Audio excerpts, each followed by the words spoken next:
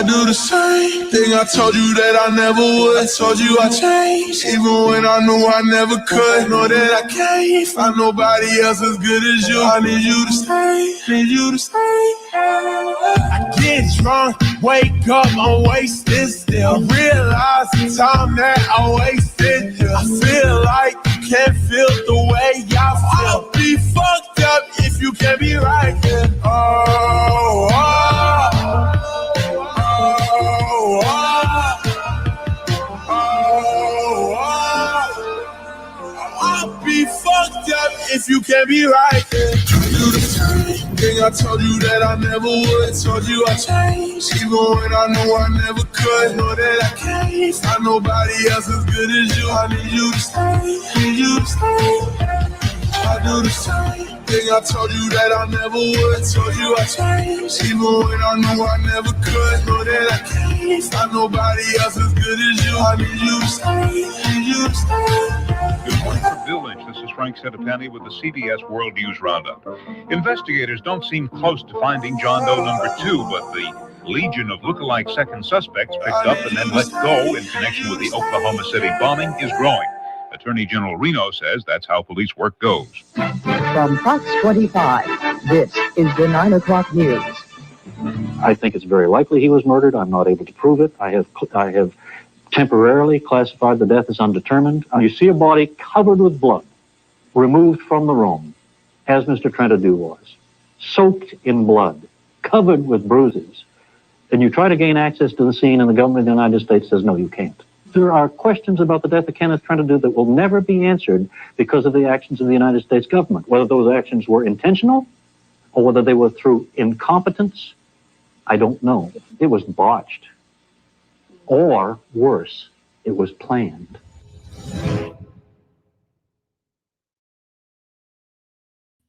Hey, it's Jose Galison. You're watching No Way Jose. You can find me on the No Way Jose YouTube channel, all the major all packages in Aussie as well. And I see Bonghorn Langhorn in the chat. He says, we back, baby. And that's right. It's been a long time since we've done an OKC episode. And here we are, part 8. We're finally covering the Trentadue stuff, Kenneth, and, kind of going to the Jesse stuff as well, because he plays a big part in this. So I'm excited. And with that, obviously, you guys, I'm sure you know who I have as a guest. If you've been following along, who knows? Maybe it's your first one. Not a bad one to pop in on the first one. But my guest today will be Richard Booth. I do want to, like I said, I mentioned that was my patrons. Right now, it's only patron-only stream right now. It'll get released in a few days. Usually it's about a week later, but due to schedule, this one's going up a little bit earlier. If you want to be able to have access to those early things, you can go to patreon.com/NoWayJose2020. The lowest level is $2, highest level $20. So he's my sponsors. My sponsors, Mikkel Thorpe, the Expat Money Show. And then Jeremy has an Etsy store, etsy.com/shop/Raising Liberty. Then I also have Toad, who's my co-host on Tower Gang. You can follow him at Tower Gang Toad. You also check out the Tower Gang podcast. I definitely suggest you check that out. But I will warn you, that's offensive comedy. So, if you go there and you're offended, I don't know what to tell you. I warned you. It is what it is. That's comedy. I don't want to explain that to you. But I also have Zach Overacker at ZOVERCK on Twitter if you want to follow him. And yeah, like I said, we're doing OKC. I'm looking forward to it. Also, TopLobsta.com. You can get my merch there. You can get this Terrence Hickey Didn't Kill Himself shirt as seen on Timcast. If you guys, I wore that on there. I got to get a couple little blurbs out, which is, a little bit more than I expected. So I was happy for that. I was hoping to get more, but, it is what it is. You get in what you can. Either way, it definitely opened a lot of people's eyes. Got a lot of good feedback from that, and that was really exciting for me. And hopefully I get to do it again. And with the nature of this show, if I go on again, I very well may be wearing a Kenneth Trentadue Didn't Kill Himself shirt. So we'll see. I don't know. Hopefully I get another opportunity on some sort of large platform like that. But we'll see. We'll see what the future holds. But with that, let's go ahead and get my guy in here, Richard Booth. Hey, what's up, man? Hey, how you doing? Hey, pleasure to have you back. It's been a long time. Been looking forward to do another one. Been looking forward to cover this as well. So I real quick, if you could remind people who you are, what you're about, let them know why they should actually listen to you when you talk about this stuff. Go ahead. Absolutely. So, yep, for anybody who has not seen an episode before, my name's Richard Booth. I primarily research and write about the Oklahoma City bombing. People can find my essays on two places, well, three actually. My Substack, richardbooth.substack.com, also on the Libertarian Institute website, which I had an essay published just this week, and in Garrison Magazine, Garrison, the Journal of History and Deep Politics. And I've been researching the Oklahoma City bombing for a number of years now. And what I primarily am known for and what I've done is I took a great deal of research materials, which would consist of about 1,400 newspaper clippings concerning the bombing, court records, FBI documents, Secret Service documents, a bunch of documents relating to the case that I had amassed during my own research phase. And I put them all on the Libertarian Institute website, where interested students or researchers or journalists can go and access this material so they can have at their disposal some of the tools they need to do background research. And that's my whole thing, is getting this information out into the hands of other people and getting it out to other researchers. And so, yeah, that's basically my thing. And essays essentially is what I do now the most. And like I mentioned, I had one on Jesse Trentadue's FOIA lawsuit that came out on the Institute this week. And so what I wanted to talk about today was just a little about the Kenneth Trentadue story, as a preface to talking then about Jesse Trentadue's FOIA lawsuit and kind of where things are on that right now. Well, I'm looking forward to it. It's a pleasure to have you back. Before we get into it, I did want to start with one of the perks of being a patron is you get to ask questions for the guests prior. You can do it in the live chat if you want, or if you aren't able to make it, you can do it to the. This is a $5 level, just so people know. There also you can put comments in it. Someone asked me ahead of time to ask you, what does Richard think about the new info that Wendy found that Jolyon West actually visited Tim after being arrested, but before trial? This is from my sponsor, Zachary Overacker. Very good question. So this is something that actually I found out about in August of 2022. Wendy Painting called me, and we had a very long, about 3 hour discussion in August. And at that time, she shared with me what she had learned. And at that time, it asked me, don't broadcast this right now. Um, so I didn't. And then a little after that, in the fall of 2022, when she was talking about going on Program to Chill, she was saying how she was going to drop the Jolly West info on there. So I figured, okay, well, I'll let her do that and hear, kind of what information she wants the public to know versus what other information she might have that she's withholding for her book. And so, having said that, I don't know precisely what she said on the show. What I do know is she probably did confirm that Jolly West did meet with Tim McVeigh, and that it is confirmed. And I know that she does have sources on this. And I know the most I can say is these are credible sources who would be in a position to know this. And I know that she also is the kind of researcher who would verify the information that she has been given. And so I think we'll find out probably even more than what she revealed on Program to Chill in her second book. So I would just urge people to, definitely get that when it comes out. Keep following whatever, if she goes on Program to Chill again, or talks about it on her Twitter or whatever. Pay attention there, because I know she'll have more to say. And I think it is a very interesting new revelation. I was excited when I heard about it in August, and she did tell me, okay, you can talk to this person about it, and there was a person that I did talk to about it, um, and we were all pretty surprised, and found it to be a very interesting new development. Yeah, no, it's very interesting. It was already before, like we have talked about this earlier in this series, and there was already some weird MK Ultra connections. I know. I mean, you can correct me if I'm wrong. The previously before this information was released, we already knew, at least according to some sources. I mean, obviously, like no, it's a matter of like what do you know? It depends on the sources, but like we seem to suspect before that the status was prior.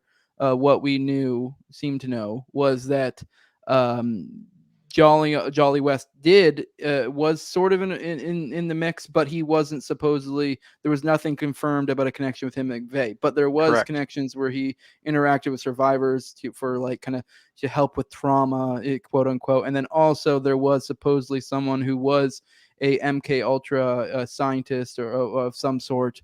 I don't know if he was necessarily a protege of Jolly He West, but was. okay, so Yeah. a protege of Jolly West that he was basically confirmed to have interacted with McVeigh. So there was already weirdness there, but now it's gotten even deeper. Because for those who aren't in the know, Jolly West seems to be this character that shows up in a lot of major things. Like he's the one who.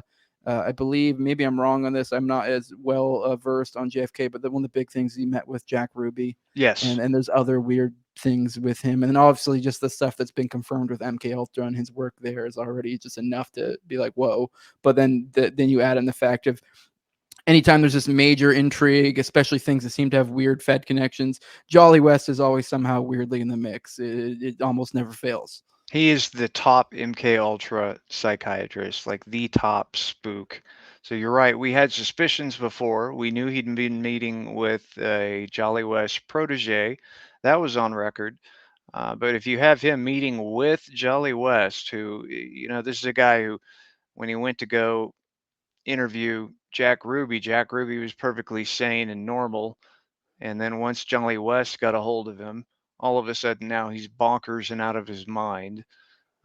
That's a whole nother rabbit hole to look into. But suffice to say, um, Jolly West meeting with Tim McVeigh is no small bit of news. That's a big deal, and so I look forward to learning more about that and seeing what other details may be uncovered. All right, awesome. I did read in some of your notes you sent over me prior that it seemed to be there was something you wanted to address that someone had asked you about. Before you get into that, I do want to let people know that I mean, I have my at right there at Tower Gang Jose. Richard Booth, I believe, is at Booth underscore OKC. If you guys ever have questions, contact one of us. I mean, preferably Richard, because he's actually the guy who would know this stuff well. But if for some reason you forgot Richard's at and you know mine, feel free to contact me. I will put you in contact with Richard or ask him myself or whatever. Or we can also, if it's something that's intriguing enough, we can address this on future episodes if they are them. So, because for me and you, I know the big thing is about getting this information out. So if there are questions, we're all about answering them. So those are always the door is always open. I try my best. I mean, sometimes my DMs are flooded. Especially recently with after like Tim Cass, it's kind of settled down now. So it's wide open now. But there was a minute where it's like I couldn't keep up, but I can now. So I mean, doors always open. I know Richard's is basically the same way, but I'll let you go, Richard. I mean, maybe I was wrong. Maybe I read your notes wrong, but it seemed to be there was something you want to address before we got into it as well. Yeah, I had a interesting question that was posed to me by one of our listeners. I mean, it was something I kind of wanted to talk about because it plays into some of the things that we're going to talk about here on today's program.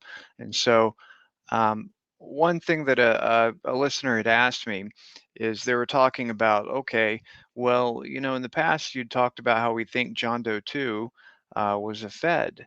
And so, if we think he's a Fed, then how is it that, Kenneth Trentadue was suspected of being John Doe 2? How did that happen? How could that happen if he was a Fed? And so, one thing I wanted to talk about basically is like the reality of an FBI investigation versus like the conspiracy view where someone views like an organization like the FBI or the CIA. They take this view that they're like a monolith, like everyone in the organization is like in on a massive conspiracy, whereas um, the reality is what you see here is in the Oklahoma City bombing investigation, for example, you have, say, at least 1,000 agents involved in the investigation. And among those, the vast majority of them are what you call street agents. These are agents who are assigned leads. Their job is to track down those leads, to interview witnesses, to follow the leads wherever they may go. And those agents, those street agents, the vast majority of which, they don't know anything about, for example, PatCon. I would say the people in the upper echelon of the investigation would probably be a dozen or less who would actually be aware of anything like PatCon, or would actually be, if John Doe 2, for example, was a Fed, a very small number of people would be aware of that. And so what they would have to be dealing with is they will have these hundreds and hundreds of street agents who are actually following the leads and trying to figure out who this guy is. And so they have a dilemma on their hands. They're going to need to find a way to tell those street agents that, oh, this is just a mistaken identity. You don't need to track these leads down. I mean, they can even say, when you're in the bureau, and an FBI agent has said this before, when you're in the bureau and you're told to do something, you just do it. So they could be told, stop investigating John Doe 2. But some of the savvier agents, the smarter agents who really might be good guys, are going to kind of question that. And they're going to say, well, why are they doing that? And they might actually ignore that and continue to follow some of their leads. And so that's why they have to come up with something like a cover story to say, oh, it's a mistaken identity.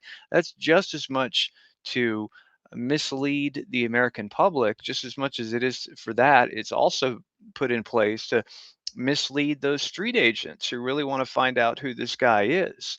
And so the main comment I kind of wanted to address was just that, the FBI is not a monolith. It's not like there's this conspiracy where everybody who is involved they all know these details, where in fact it's probably was a very small number of people who would have known about a sting operation or known about informants inside the operation. Maybe the special agent in charge of the field office that was running the sting operation, that guy and his immediate superior, somebody like John O'Neill in the terrorism section, or somebody like Bear Bryant in the National Security Division. These would be people who would know. But for those agents whose job it is to do things like interview people who they think are John Doe 2, or interview people who match the description, they're going to continue doing their jobs. And they, really are going to want to try and find out who this guy is. And so you very easily can have a scenario by which you've got John Doe 2 as a Fed, and then at the same time, you've got agents who are in fact investigating people. And then we know this happened. We know that multiple people, for example, who had the name Robert Jacks, were hauled into the FBI and questioned because this Robert Jacks character was like a kind of a John Doe 3, when they investigated him for 5 years. And we know that a male named Ray Jimboy was thought to be John Doe 2, and he was they put surveillance on him, and they even had the special agent in charge of the Oklahoma City field office, Bob Ricks, personally handling the surveillance of Ray Jimboy.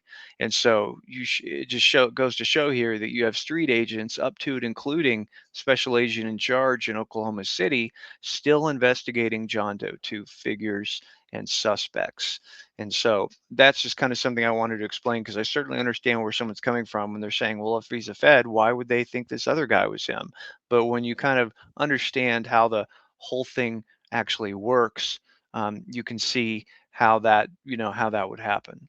Yeah, it actually brings to mind kind of the point I want to get at is like the intel community in general isn't a monolith. And it was funny. It was like kind of a Twitter exchange I got into the other day, and it was it was Jack Posobiec. It had to do with him, and someone was going on about what a great decorated individual he was. And just for curiosity, I looked into his past, and I realized he was an O2 with 7 years in the reserves.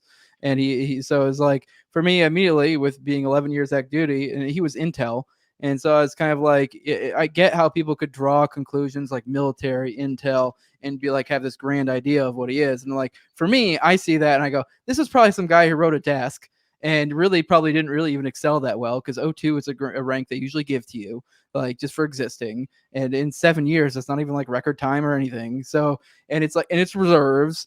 And from my interactions in the military, I've met intel guys in there, and almost everyone I met was a desk nerd of some sort. There was some guy who sat at a desk and they looked over different information and they sent it to this person, sent it to that person, analyzed this, did that. And I'm not saying that to downplay it. I'm sure there's a lot of skill that goes into that, but and I'm sure it's probably the same way in like the FBI and CIA, that the probably maybe even the bulk of them are people who are just sitting at desks and stuff. So it is this idea that it's a monolith. It's also applied to like the military. Just because the guy was in the military doesn't mean he was out there shooting Hajis. That's not how this works. The majority of people don't even see combat in the military. So same idea. None of these things are a monolith, and you can never draw a conclusion simply. Like, there's nuance to everything. And I'm sure a Fed that's been spent time in the Fed could look at some other Fed's record and draw conclusions, just like I could look at Jack Posobiec's one and draw reasonable conclusions. I could be completely wrong. Who knows? Maybe he was like John or kind of like Jack Reacher doing some stuff like that. I don't know, but like I kind of doubt it looking at his supposed record. So that is a good point to bring up, that none of these are a monolith, and there's a whole lot more to it. These crazy things we're talking about are more of a handful or dozens of people that are kind of working on specific things. But I guess with that, we'll go ahead and get into what we came here to talk about today. And I guess the best place to start with is Kenneth Trentadue, because that's kind of what leads into the rest of all of this.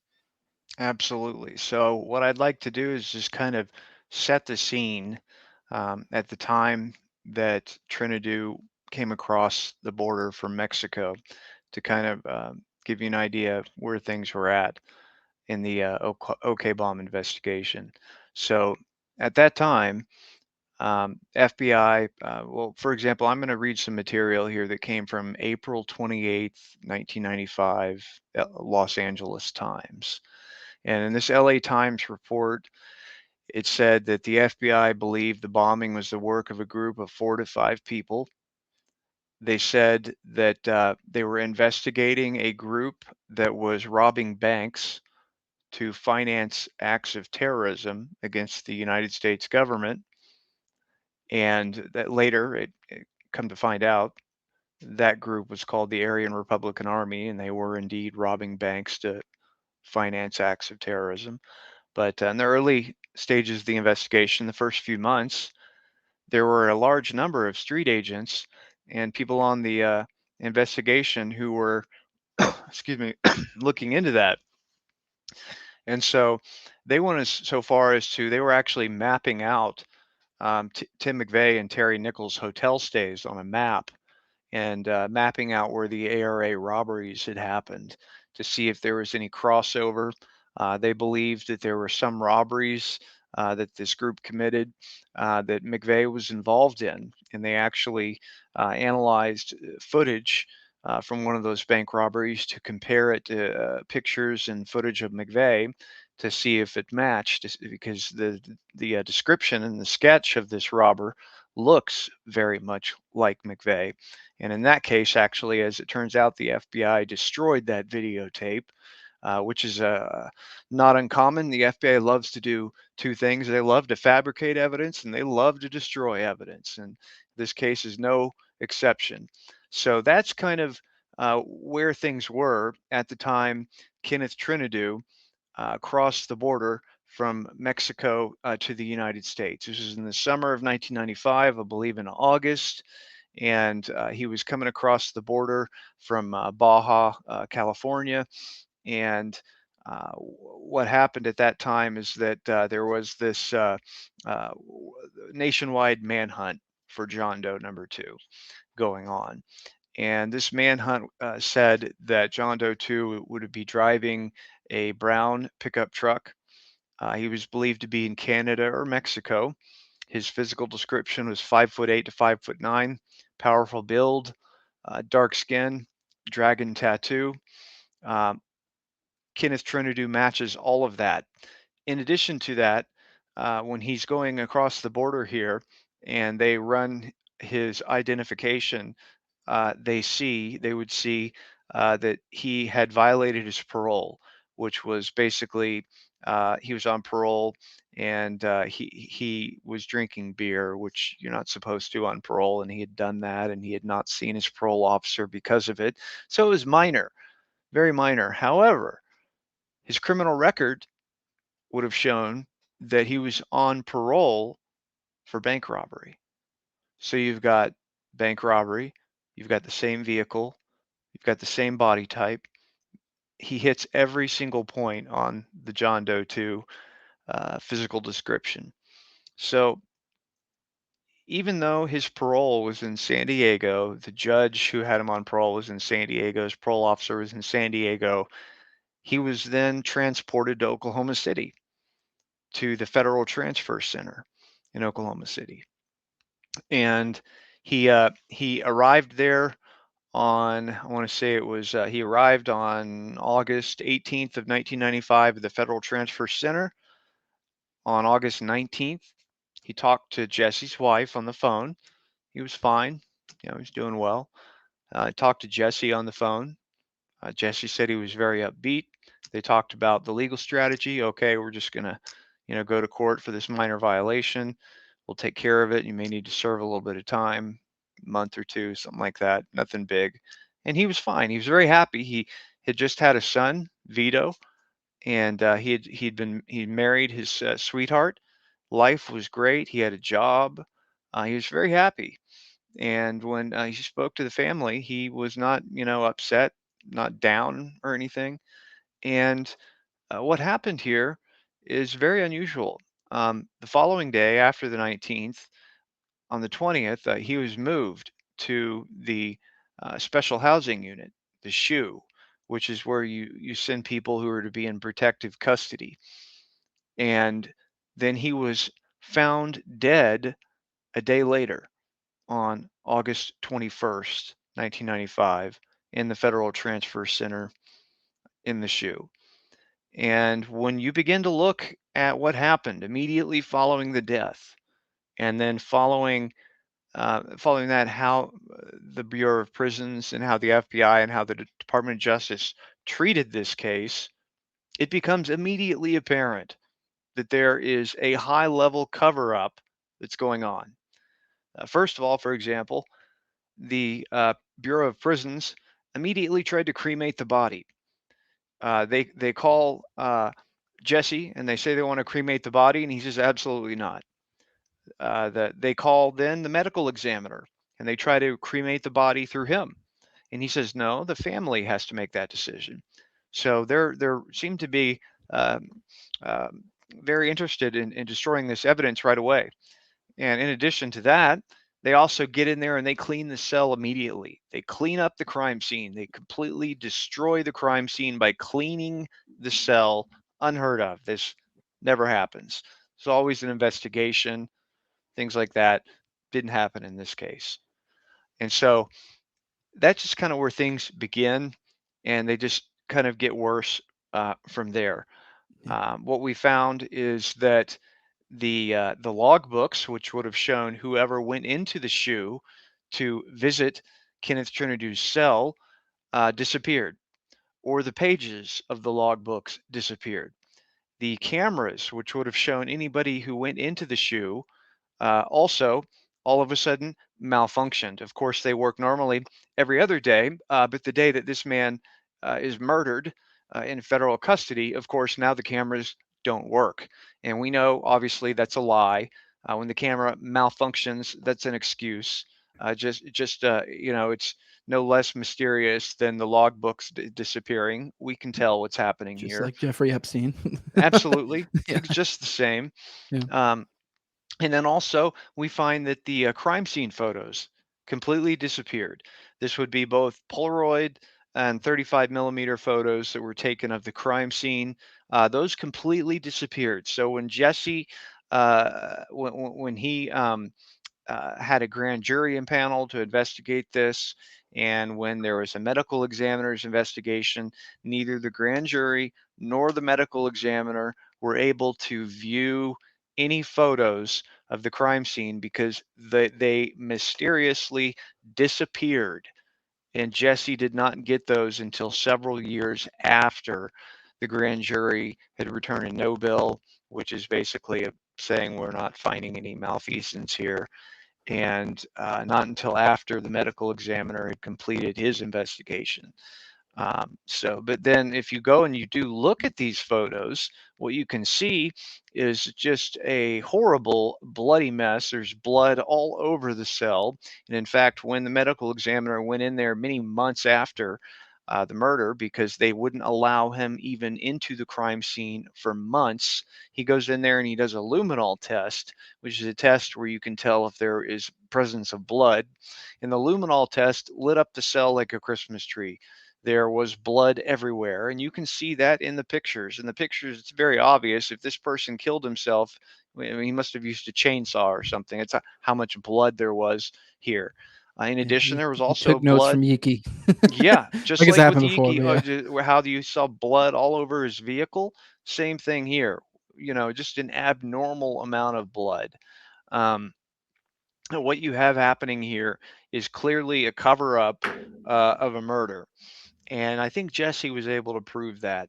What he did is he was able to get the grand jury testimony of some of the guards in this case, and he deposed these guards, meaning he had them under oath and was asking them questions.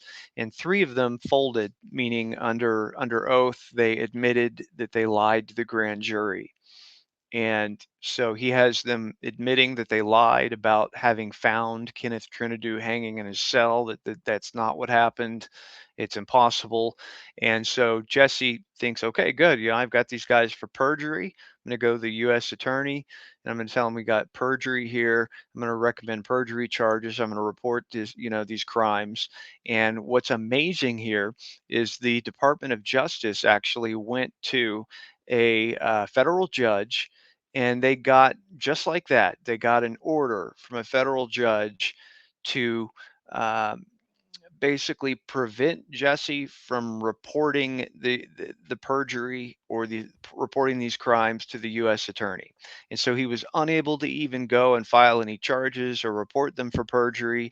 And that's unheard of, according to Jesse. Yeah, But we it's just see a list unbelievable. of Yeah. things in this case that are unheard of, And so this is what happened. Kenneth Trentadue was murdered. He was killed in the shoe. And what you can tell based upon the cover up, where you have high level people at the Justice Department who are allowing things like evidence to disappear, allowing things like perjury, allowing things like an inspector general's report to be sealed from the public, which Jesse said is like the only time he's ever seen where an inspector general's report has been sealed. In the case, it's a case not related to national security. He's never seen that.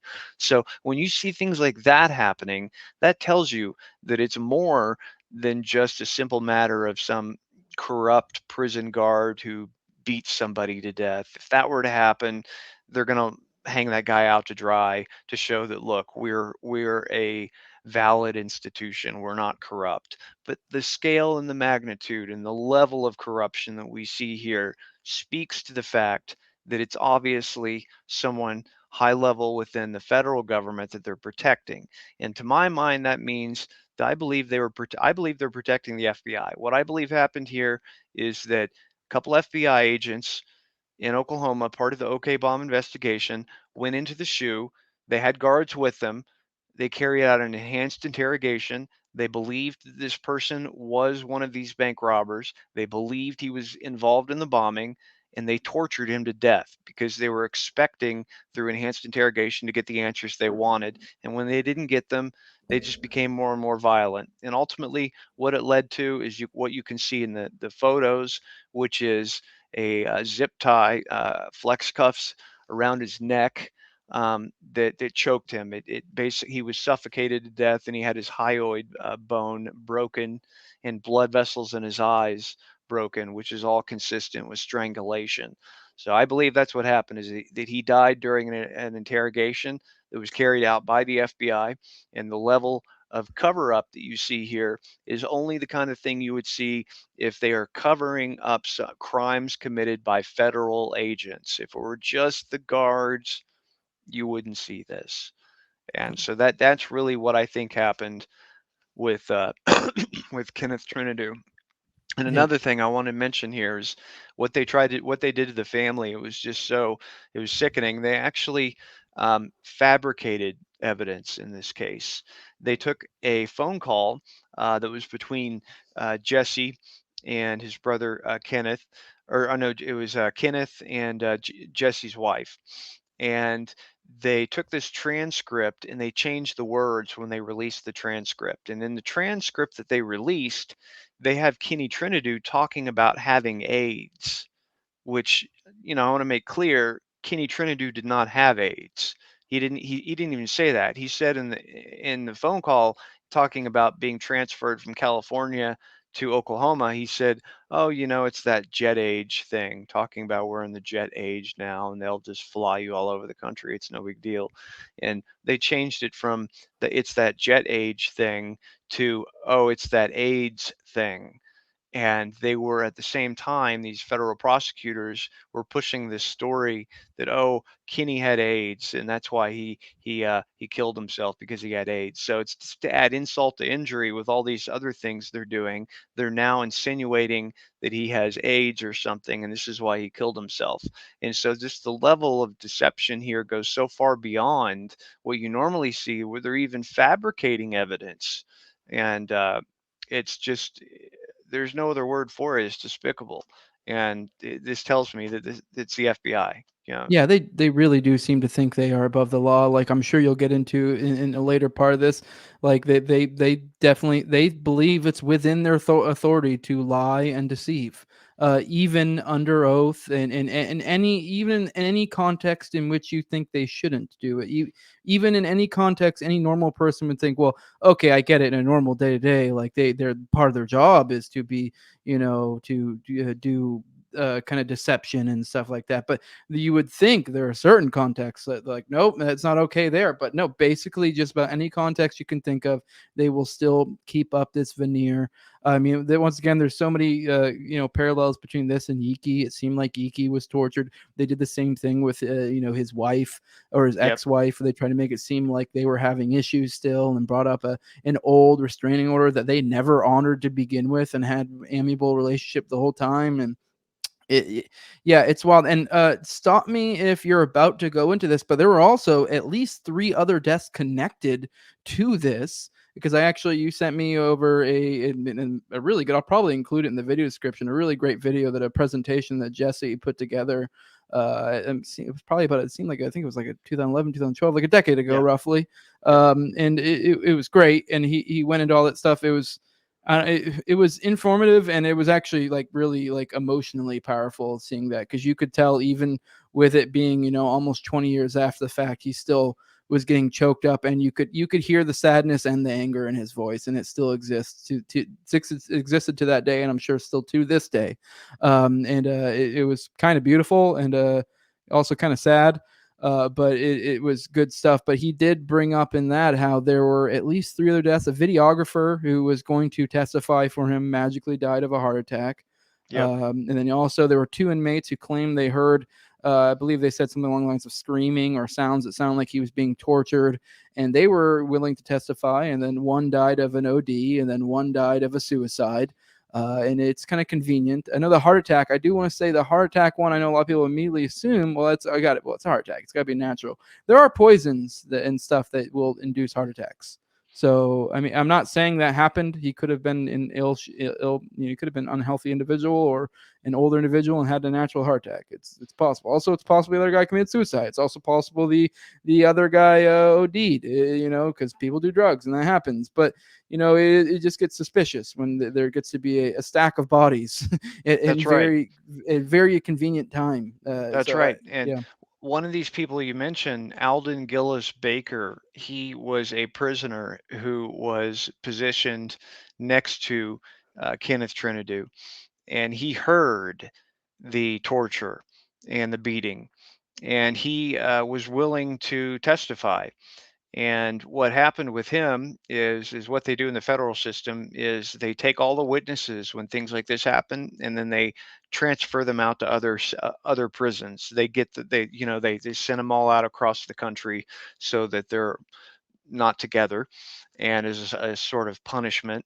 And so they did this with Alden Gillis Baker, and he was willing to testify to say, yeah, this is what I heard, point blank. He's not getting anything out of it. He's not getting any sentence reduction. He's just saying, this is the right thing to do. This is what I heard. This is what happened. And what happened there is Alden Gillis Baker started getting threats. And he contacted the U.S. Attorney's Office, and he said, "Look, I'm tired of this, getting these threats against me. I just want this to stop, okay?" And the U.S. Attorney said, "Look, unless you change your story, nothing I can do to help you." And then not long after that, he's swinging by a bedsheet in his cell, just like supposedly Kenneth Trentadue was. And I wouldn't be surprised if he was murdered, because when you see the level of deception and the level of disrespect for law, and the disrespect for human life and the corruption, um, things like this begin to not become so surprising. You get very cynical. I've become very cynical. I used to believe, when I was younger, that this kind of stuff was rare. That most people in law enforcement are good. Most people in the FBI I would say, would have been good people. But now I take the opposing view. I think in that environment, in order for you to succeed, you naturally have to be corrupt, right? You've got to play ball in order to go up in rank there, and to earn your chits, and to get to a high level. You have to be corrupt, and so this kind of thing doesn't surprise me. You're absolutely correct, though. There was a stack of bodies, and I believe Alden Gillis Baker probably was murdered, and he would have testified, as to what he heard. Yeah. And as far as the videographer goes, um, in his case, the FBI went to him about the so-called malfunctioning, one of these other malfunctioning cameras. This was a handheld camera they're supposed to go in and film the crime scene with. And they took this camera to this videographer, Norman Pearl, and they asked him to take a look at it and give his expert opinion as to, was this device working, what's on the tape, et cetera, et cetera. And then it's interesting is that they did not want anything in writing. They only wanted an oral report. So again, showing because of how deceptive they're being, they don't want anything in writing in case it comes back in a way that they don't like. So this guy didn't like that. He didn't like the way the feds were being. And so anyway, he goes and he looks at it, and what he finds out is that the tape had been erased, had been intentionally erased, and that the recording device, the camcorder, was absolutely working just fine. And he calls the feds back, and he tells them that, this tape's been erased and this thing works fine. And the feds show up immediately at his door, and they retrieve their equipment and they leave. Just say, thank you very much. Nothing else. Don't want to hear from you. And so this guy, Norman Pearl, calls up Jesse Trentadue because he was offended by the way that the feds treated him, and he felt they were being deceptive. And he said, yeah, I will testify. And it's true that he did die of a heart attack. Now, in the case of the FBI, I don't really believe. Oh, you're muted. Oh, you're muted. Sorry about that. Yeah, you're good. So I don't believe necessarily that the FBI would be capable of like inducing heart attacks or anything like that. I think it's more likely he probably just died of a heart attack. But you never know in this Yeah. kind of stuff. It's already too much that Alden Gillis Baker was found hanging in his cell. It's already too much that what they did to Kenneth Trentadue. When you look at the body and you look at the pictures and you see he was beaten from head to toe, he had bruises on the inside of his armpits here where you like couldn't bruise yourself. Obviously, he was being held down. He had bruises on the soles of his feet. His throat was slit. He had this flex cuffs marks on his, or somebody's put an actual zip tie around his neck. And so when you see the level of brutality that was um, laid upon him, and think about the kind of person that could do that to someone who has done nothing wrong. That tells you that these sort of people have no morals. They don't care about human life. They will kill people. And it just shows you the kind of people we're dealing with the FBI. And one thing I'd like to recommend to your listeners is check out a book called Official and Confidential. This is a book about the history of the FBI, and it's a biography of J. Edgar Hoover. And if you read this book, you will see that the FBI, from the very beginning when it was founded, throughout J. Edgar Hoover's entire life was totally corrupt. They fabricate evidence, they destroy evidence, they frame people, they do black bag jobs. This has never been an organization that has been a good organization. It has always been an organization that is just fraught with criminality. And so, yeah, folks, read that book and you'll get a good insight to why there is an institutional, I guess you'd say, like an institutional rot in this agency. And it's because this is how it's always been. Yeah, I wish I could remember the specific poison. Like, I don't even know if it's necessarily a poison. I think it's actually a pretty commonly used thing in the medical field that if that you use enough of it, it will induce a heart attack. Essentially, I wish I know could remember the only reason nicotine. maybe nicotine. I don't know. I want to say it was adrenaline, but I might be wrong. Because I remember, I only know this because my wife jokingly, because she's worked in the veterinary field for forever, she's jokingly said if I was ever going to kill you, that'd be how I'd do it. So if I die of a heart Red attack, flag, I would say. it's joking, but if I ever die of a heart attack, in my young age, it was probably the wife. So at least wait to prosecute her until the kids get out of the house, though. So, but after that, go get her. Yes. But yeah, I wish I could remember because I know for a fact there is one. It's not even anything that exotic. So and I had epinephrine. Someone in the chat said I want to say it's epinephrine, but I might be wrong. I I wish know I could there remember. But yeah, one that if you person overdoses on it would not be easily detectable Mhm. is nicotine. That's one thing Yeah, that's been used to kill, to kill people. yeah. But there are ways to do it for sure. And the themes that we've discussed here, people can find in an essay that I wrote about a year ago, which I republished. I previously had been unavailable, it was only in a magazine, but I put it on my Substack about a week ago about the FBI's failures in the OK bomb investigation. And so people can find some of these themes discussed in detail in that essay. And they can also, at the Libertarian Institute, find my most recent essay on Jesse Trentadue's FOIA lawsuit, which he's been fighting this lawsuit specifically because, he knows that his brother was murdered. And he's never going to forgive anyone for that. And he's always going to fight, and he's just doing this to get to try and get justice for his brother. Yeah, it was kind of beautiful in that speech. He said, and it made me think. At one point, I think towards the end, it was kind of clearly kind of like closing statements. He said that like, I will fight this fight till the day I die. And I just thought there was something beautiful about that because it's like I don't know, maybe he wasn't thinking about the time, but now there are people like you and me and others. There's like Booty, there's Wendy, and so the fight will continue even after he dies. And I only hope that the fight can expand and kind of create almost like a spider web going out in different ways and different angles from all different.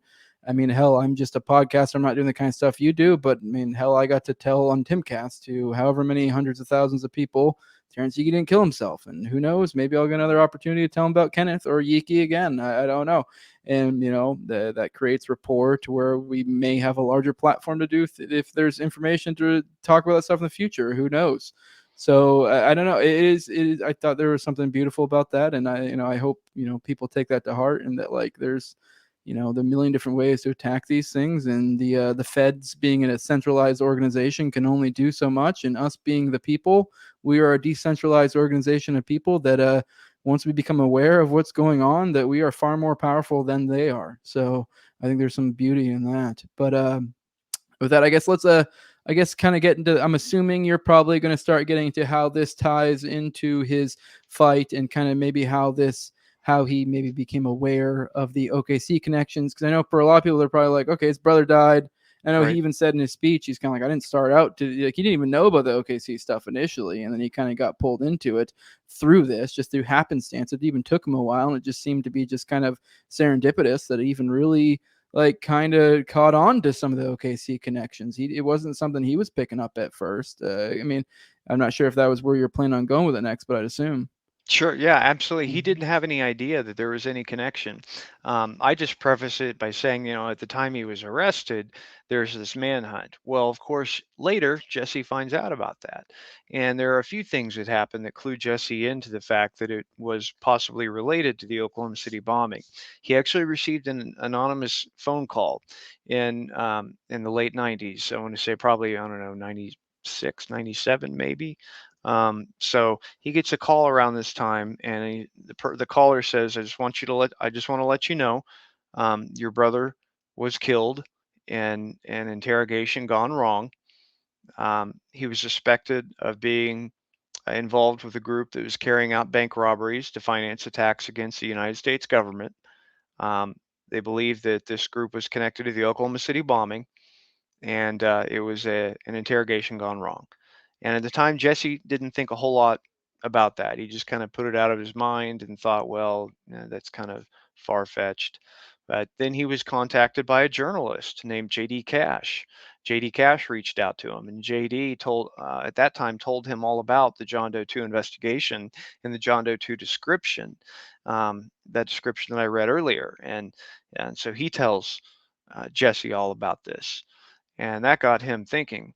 Well, then he sees something that Tim McVeigh wrote in prison, and basically he said that Tim McVeigh said that when he saw Kenneth Trenadue's picture, he realized that the feds probably thought that Kenneth Trentadue was Richard Lee Guthrie, which is one of the ARA bank robbers that McVeigh is thought to have been connected with.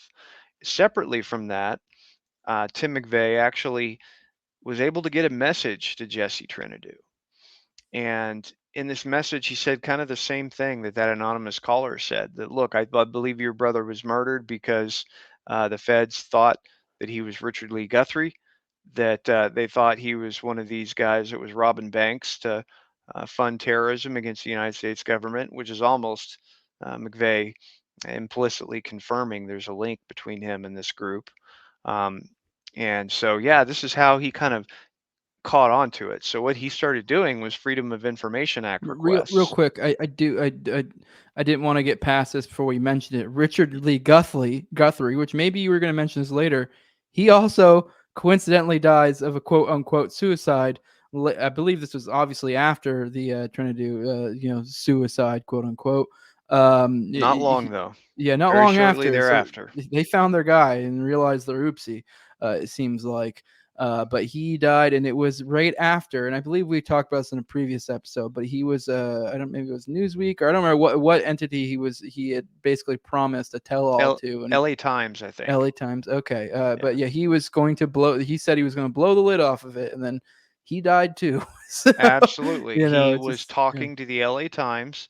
He had been captured for the bank robberies. He had started talking and cooperating. He had started writing a memoir about his time with the ARA robbing banks, and he told this reporter that he had a couple of grand juries that he was about to go talk to, and he said that the grand juries he was going to talk to he was going to be talking about acts of terrorism against the United States government. Okay. And so right after he has these phone calls where he's talking about this and where this is published in the newspaper that Guthrie is saying this, he is found dead in his prison cell in almost the exact same manner as supposedly Kenneth Trentadue and Alden Gillis Baker. He's found supposedly hanging in his prison cell. And what's interesting is a lot of these prison cells are designed specifically so that you can't kill yourself. And I actually talked to one of the suspects in the OK bomb case, who was in a federal prison, and I asked him about that. And I said, would you have been able to kill yourself in this cell? And he said, absolutely not. He said, it'd have been impossible. Believe me, I wanted to. It was horrible, And so I don't know. I think that personally, I believe Richard Guthrie was murdered in prison, and they have guards who are sympathetic to the Aryan nations, and this guy would have been viewed as like a traitor to the Aryans, and it could easily be one of these Nazi guards who does it because the guy is a so-called traitor to the movement just as much as it could be the government. So you have multiple suspects here. But you raise a good point in that he was found dead just like Kenneth Trentadue was, Yeah, So and once again, another body. There's so mhm, many biases, and you brought up a point earlier about how like this has made you jaded. And I mhm. typically try to keep my politics out of this, but I think just for the context, I do like before I got into this. Like, I mean, I'm an anarchist, so that's kind of I'm an anarcho-capitalist for those who want the specifics. So I already kind of like from a theory perspective already, it's kind of like I don't really like the government. I think it's like not a justified institution, and then like and I already knew it did evil things and it perpetrates things, but a lot of times, like we kind of theorize it from a thing of like, oh, they're trying to do good things. And I guess maybe you could make a case for some of these people think they're doing the right thing, sure, maybe. But it's like it gets to a level where it's just like so evil to where you're like, this even for me shifted my perspective even further to like, and I was already aware of like things like Northwoods and other stuff. I hadn't really gone too deep down this type of sphere of like these conspiracy stuff, but something about the Oklahoma City bombing and all the aspects around it, once you really start looking into it, it just really real makes you realize like the depravity of these people. So yeah, I just wanted to bring that because you're right. There's just it just is another level. So it is wild. But I'll let you continue on with the because where we left off with was crap. We got sidetracked with Richard I Lee think Guthrie. Yeah. Jesse was doing FOIAs on, Yes. Voice. yeah, Yeah. once he found out about the Midwest bank bandits, and he found all this information out. So this is a lot of it through JD Cash. So he started filing Freedom of Information Act lawsuits. And one of the things that he really wanted to get was the surveillance camera footage of the bombing. And this is something I talked about on a previous episode in one of my essays on Substack that you can read. I have all the receipts regarding that surveillance camera footage. And the reason Jesse wanted to obtain this is because the surveillance camera footage would be proof beyond a shadow of a doubt that John Doe 2 exists. And if Jesse can prove beyond a shadow of a doubt that John Doe 2 exists, he now has much better footing to show that, look, my brother was considered a suspect. He was considered to be possibly John Doe 2, because right now you have the FBI saying he doesn't exist. So he wants to get this surveillance camera footage. So what he does is he finds that David Hoffman, a writer, had filed a Freedom of Information Act lawsuit in 1999 that revealed that there are 23 surveillance tapes of the Murrah building. At that time, they could not be released because there were still appeals pending for McVeigh and Nichols. So the judge left it at that, saying, I can't do anything right now because of these appeals. But he did say that the FBI's pattern of deception may soon well end.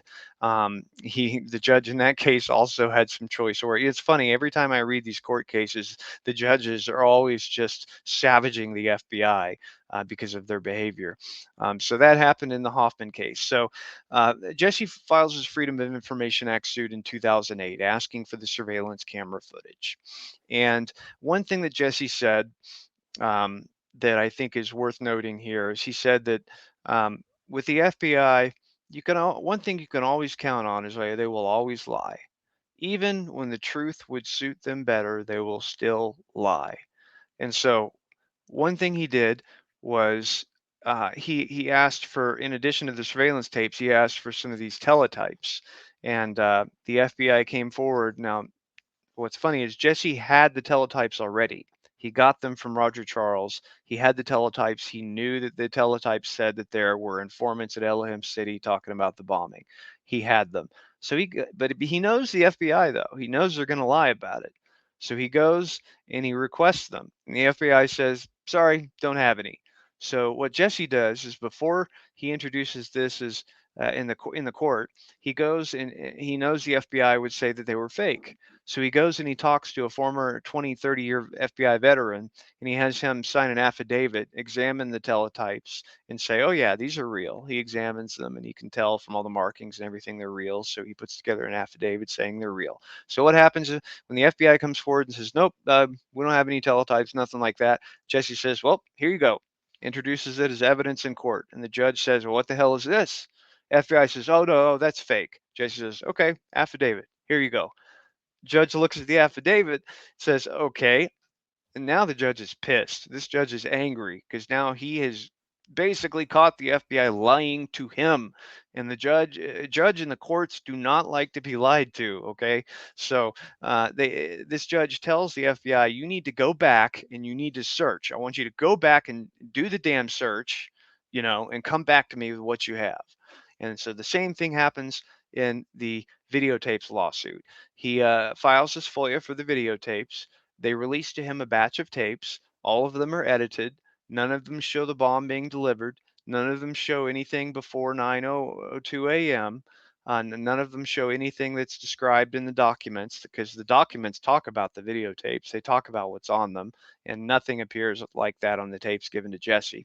So Jesse goes to the court and he says, basically the same thing he said in his other the other example with the judge. He says, that they did not perform an adequate search. And what he does is he introduces as exhibits at trial probably about a dozen documents that Roger Charles gave him that were all documents about videotapes. Which And Roger Charles was a 20, 30-year veteran you mentioned earlier, correct? Right? No, that was a different guy. Oh, But different. 'Cause I think he was prior, right? Or am I well, the wrong? 20, 30-year veteran was just a guy who could attest that the teletypes were real because Okay. he had worked at the FBI and he knows what teletypes look like. But yeah, So that Roger was like, Charles was a prior FBI agent or something like that, no, right? not No, he no. was a United States Marine Okay. and a journalist, and Okay. he worked on the McVeigh defense team Okay. as an investigator. I thought And he had Fed connections for some reason. I don't mean that to cast aspersions towards him. I'm just saying that because not all people are necessarily bad. I know, like a lot of like the people that the crews I run with might say that, but I mean it's more nuanced than that. So I thought he was kind of quote unquote one well, of the good ones for some reason. Well, like Jesse, he was a United States Marine, and he then became a journalist after his career in the Marine Corps, Mhm. and he worked as an investigator on the McVeigh defense team. And what he did there is he obtained a great deal of documents from that case that were given to the defense team in discovery, which means these are documents that are not redacted because they've come through discovery. So he goes to Jesse and he gives them and says, here's a whole bunch of documents that are all about surveillance tapes that we got at trial. And Jesse looks at them and he says, well, hell, they didn't provide any of these to me when I did a FOIA, and they all fall squarely within the FOIA. So in court, Jesse goes and he introduces these as exhibits to the judge and says, look, here's one. Here's another one. Here's a 302. Here's one about this camera at the public library. Here's one about this camera at the Regency Towers. Introduces them all as exhibits and says these fall squarely within my FOIA request. The FBI failed to provide these to me. This shows they did not perform an adequate search. And he actually goes further than that, because in his trial, he was able to get these FBI agents under oath and elicit testimony from them. And through his testimony, what he was able to do was he was able to prove that the FBI did not search their three primary databases, which is called the Automated Case Management System, a system called ICM, and a system called ECF. And he was able to prove through testimony that the FBI did not search any of those systems. Now, the reason that's important is the judge in the case ordered the FBI to search all of the databases where it could be reasonably assumed there would be documents relating to this case. And they absolutely failed to do that. And so he just, in this case, he was able to prove, once again, like we said before, that the FBI is just lying throughout the entire thing, just lying. Oh, we don't have it. Oh, well, we didn't find it because of this. It was just nothing but obstruction and lies, which you can find in the Libertarian Institute piece that I wrote that came out this week. It came out yesterday, the 28th. And I go into a little bit more detail in there and actually link directly to the exhibits, so the reader can click and look at the exhibits themselves, and they can also click and read the testimony if they want. Yeah, I did One, want to say that is a great piece, and I did like how in the piece, and like you said earlier, that they will always lie. it shows how the piece does a good job of showing this isn't something that's specific to OKC. This is a commonplace thing, and I thought it was interesting because it shows the mechanism through which the feds essentially control information in all sorts of ways. Because this is very common, and we're looking at a situation with Trentadue, Jesse, who is a experienced lawyer. I know we haven't gotten to this part, but he essentially gets the monetary means to be able to continue this fight, and still he's having to push Yes. all the time into an extraordinary manner. And a the way FOIA is supposed to operate is, you send a FOIA request and you get it, and that's that. And it's supposed to be, unless they have a reason otherwise, you get it. And I mean, no matter what, I mean, pretty much, unless it's something they don't care about at all, they're going to drag their feet and do everything they can to not give you the information they want. And this applies to so many other aspects, so many other cases.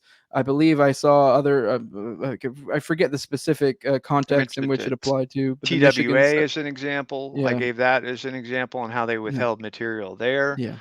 And you're absolutely right, Jesse. What he has done, if any other person filed a FOIA request and had material withheld like this and had to go and file a lawsuit to get it, they would have had to have spent hundreds of thousands of dollars just to get the FBI to not comply with FOIA. Okay, because he still hasn't got them to comply. The only reason he was able to produce documents to say, look, I know you have these, is because of Roger, right? And so it shows that an average person would end up spending hundreds of thousands of dollars on a lawsuit. They would not get the FBI to comply, and they would have a judge ordering the FBI to comply, and they're still not listening. And it does reveal what they do to hide documents and to hide things from people. And that would include lying under oath. That would include putting out FOIA releases that intentionally exclude from those releases relevant materials.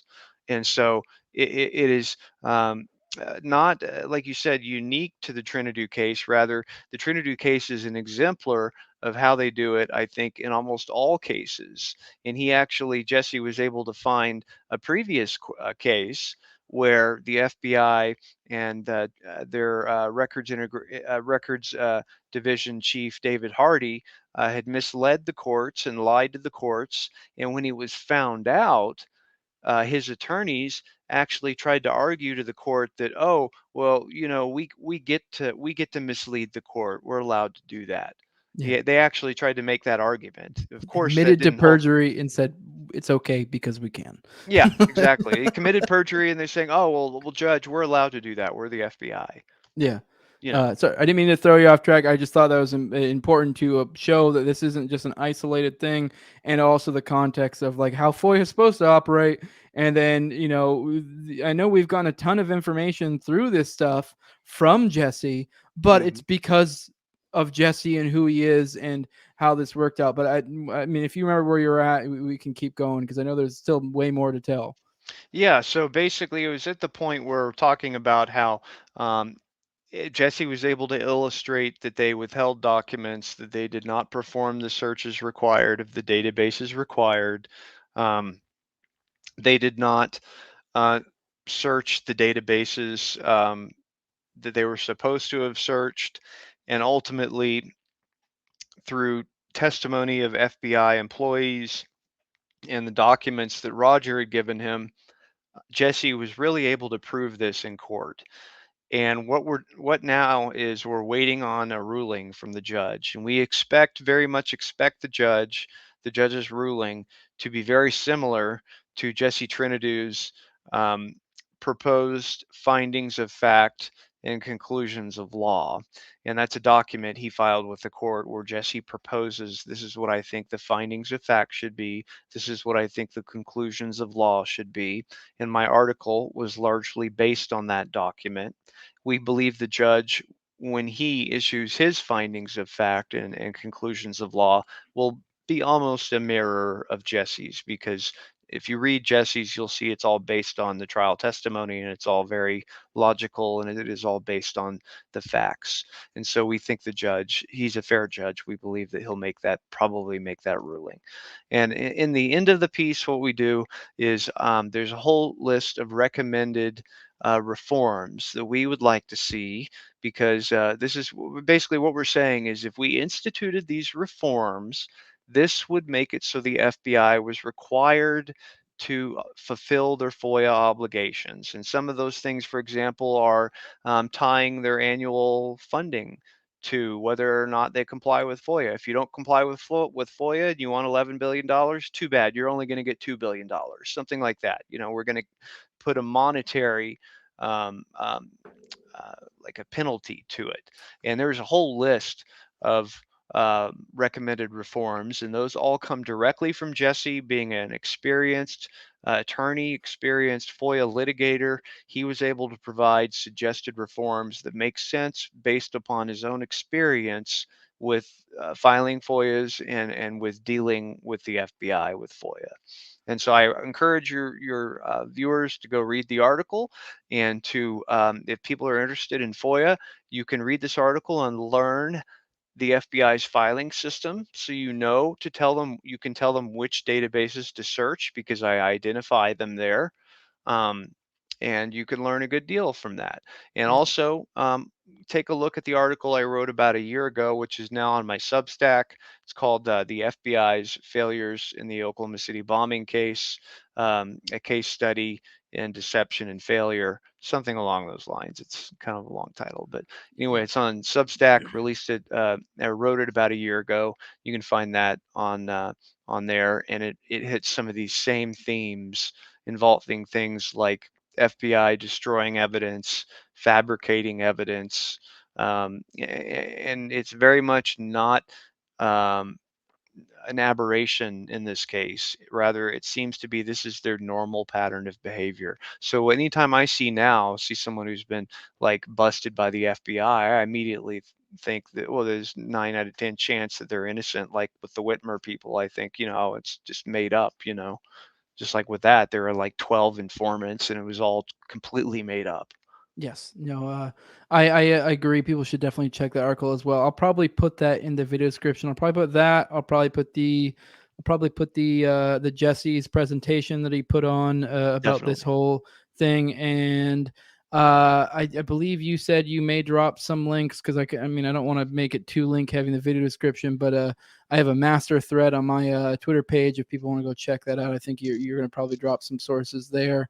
Yeah, I will. I'll drop some links on your Twitter page and your thread. I'll drop some links to the Trentadue case so people can click that to read more and learn more about it.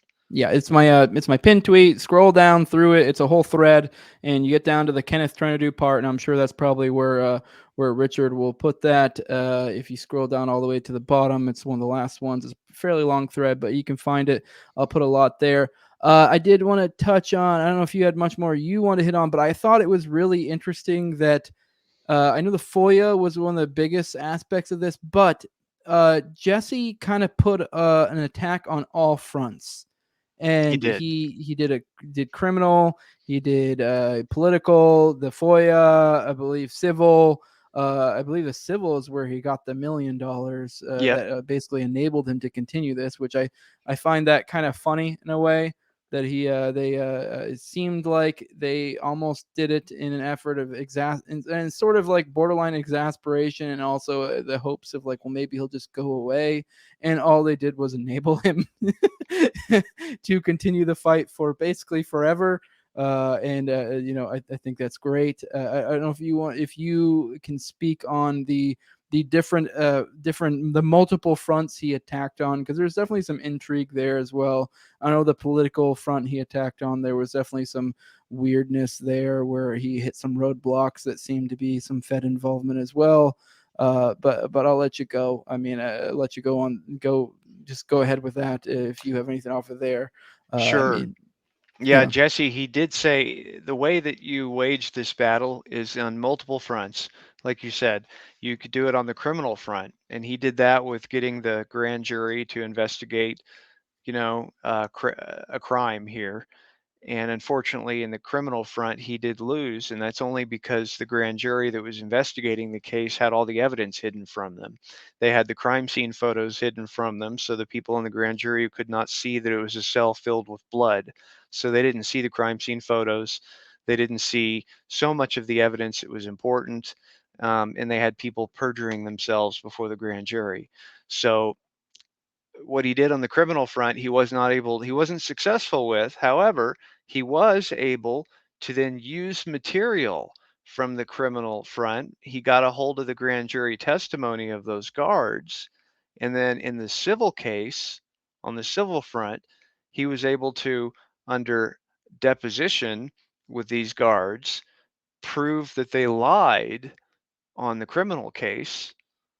And so he was able to use the material from one and the other. And you're correct, on the civil front, he did win $1.1 million. Now the Department of Justice said, we're never going to pay you, and they appealed it. And of course, the court just didn't agree with him, sent it back. They appealed it again.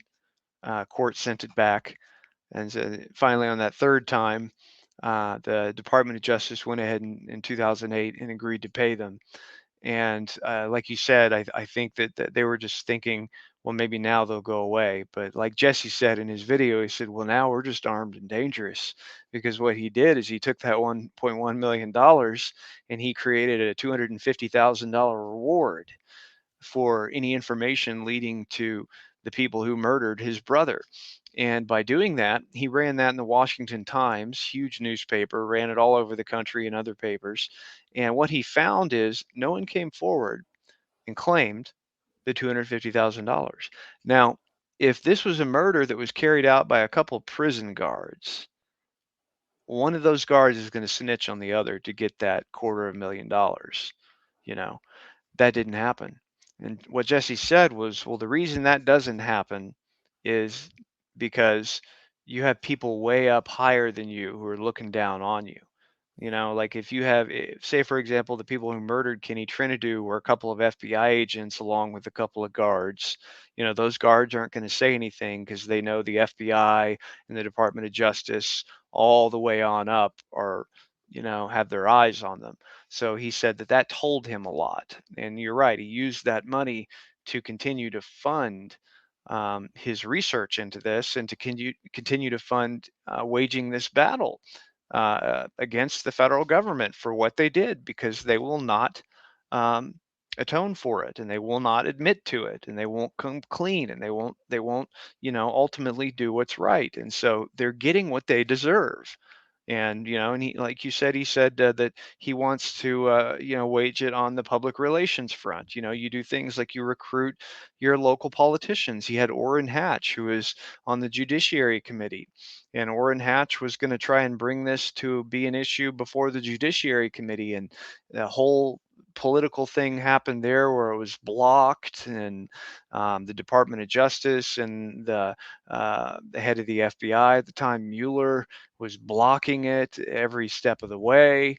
You do it by recruiting other people, like me, like myself, I'm doing all this stuff. I'm doing this for Jesse because I believe it's a righteous cause, and I'm interested in the Oklahoma City bombing. So hey, I can agree on both of those things, and I'm happy to provide any assistance that I can.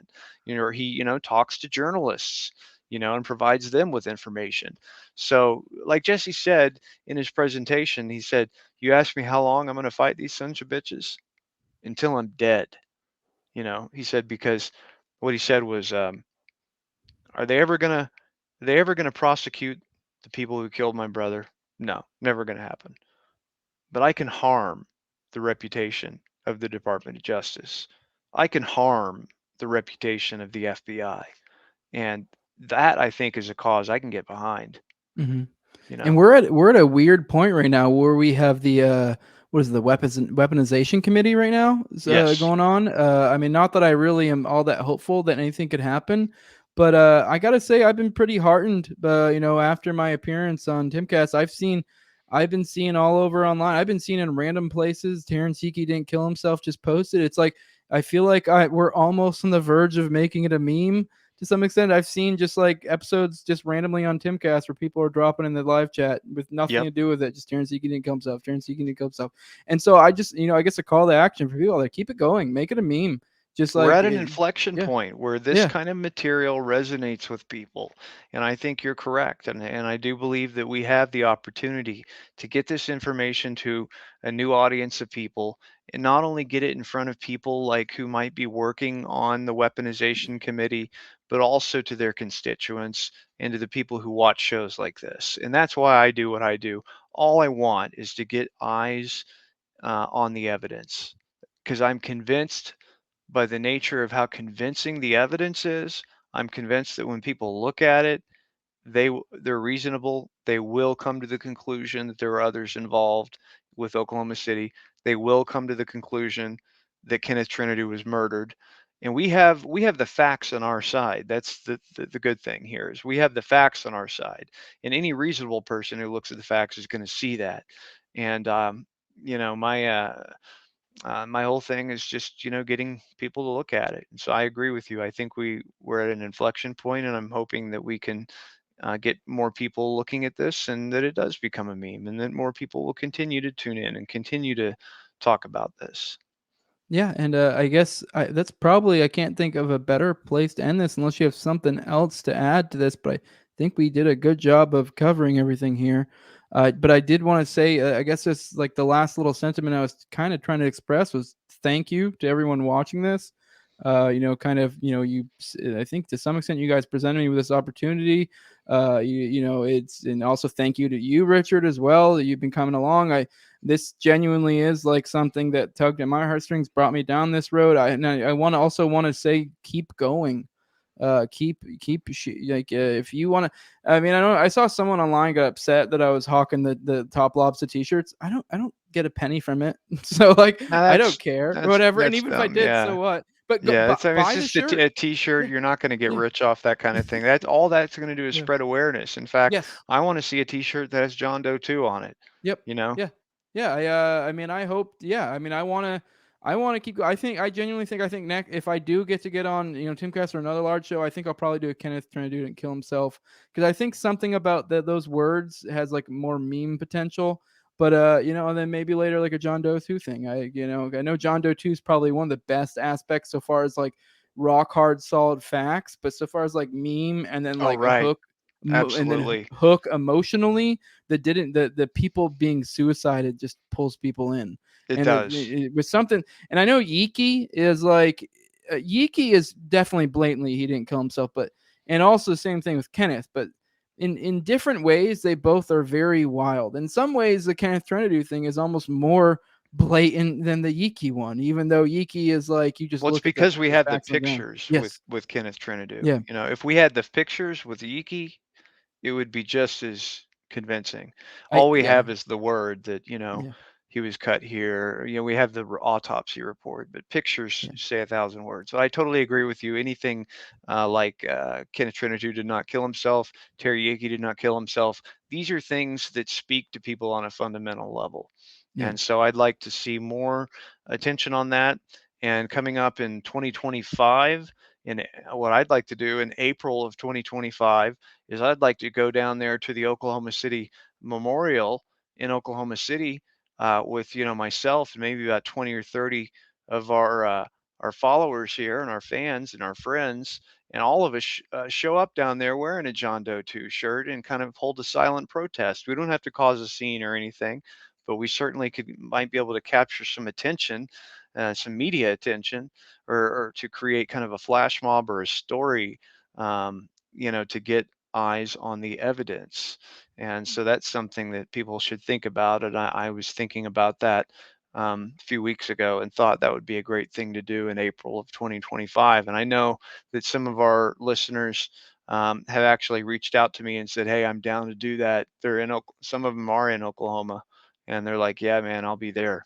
And Yeah. so I've that'd been be blown the away by the people in Oklahoma that I've heard back from. That's been yes. really heartening. People that have, people that actually had direct interactions with Terrence and stuff like that, because it does mean a lot to me that that I was able to get his name out there. And And I know in some senses Terrence is a more sympathetic character. I think there's something weirdly inspirational about that aspect too, that like, although, and I'm not saying it at all in any ways that Kenneth was not a good person, but if you just look at the basic facts of like, an inmate is a less sympathetic character than a cop trying to do the right thing. It just Well, doesn't at have a faith. Yeah. superficial level, it Yes. is for sure, because you're talking about, oh, he's a cop and he's saving kids and stuff, and that really is admirable.